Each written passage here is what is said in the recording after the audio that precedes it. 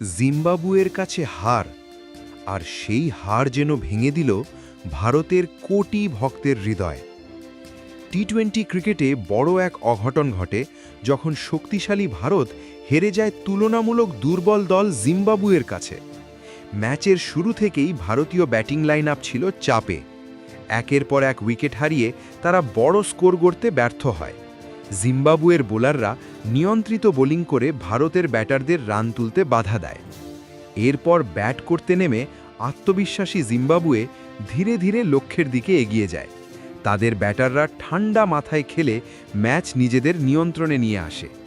এই জয় জিম্বাবুয়ের জন্য ছিল ঐতিহাসিক, আর ভারতের জন্য ছিল বড় ধাক্কা, কারণ টি-20 ক্রিকেটে ভারত সবসময়ই শক্তিশালী দল হিসেবে পরিচিত।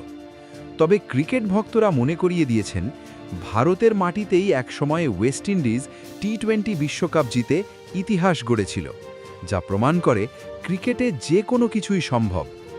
এই হার ভারতের জন্য শুধু একটি ম্যাচ হার নয়, বরং ভবিষ্যতের জন্য একটি বড় সতর্কবার্তা।